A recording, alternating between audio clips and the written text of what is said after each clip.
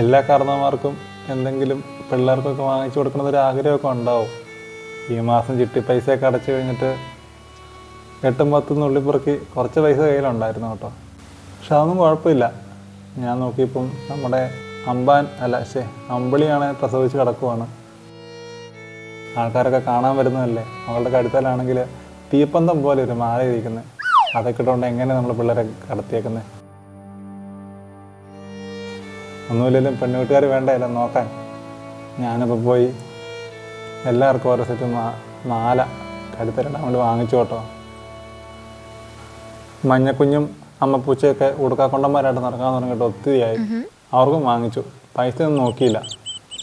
നമ്മളൊക്കെ പിള്ളേർക്ക് വേണ്ടിയല്ലേ ജീവിക്കുന്നത്. ഇട്ടുകൊടുത്തു. രാത്രിയിൽ കണ്ണും തിളങ്ങും, ഇനി ബെൽറ്റും തിളങ്ങും. അപ്പോൾ ഇത് അറ്റത്ത് കിടക്കുന്ന മണിയുണ്ടല്ലോ, ഈ സാധനം നമുക്ക് വേണ്ട കേട്ടോ. മണി ഇട്ട് കഴിഞ്ഞാൽ ഇവന്മാർ തോണ്ടിപ്പറിച്ച് എവിടെയെങ്കിലും ഉടക്കും. ഈ ബെൽറ്റിൻ്റെ ക്ലിപ്പ് അങ്ങനെ പെട്ടെന്നൊന്നും ഒരിടത്ത് ഉടക്കി കിടക്കത്തില്ല. അഥവാ ബെൽറ്റ് അങ്ങനെ ഉടക്കി മരത്തിലൊക്കെ കയറുമ്പോൾ ഉടക്കുവാണെന്നുണ്ടെങ്കിലും തന്നെ വിട്ടുപോകും. അങ്ങനത്തെ ക്ലിപ്പാണ്. അല്ല, പിള്ളേർക്ക് നല്ല പുത്തനോടൊക്കെ ഇട്ടപ്പോൾ കണ്ടോ എൻ്റെ ലുക്കായി നോക്കിയല്ലേ.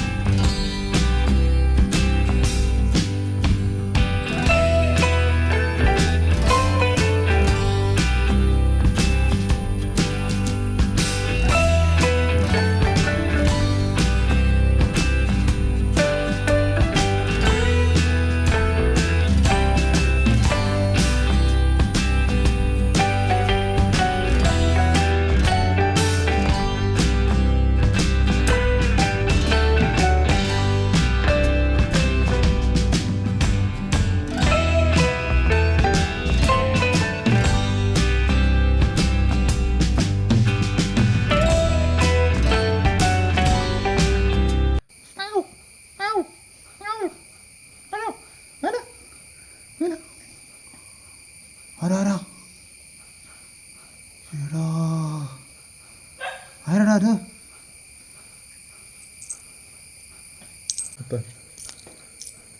മുത്ത കണ്ടോ? മുത്ത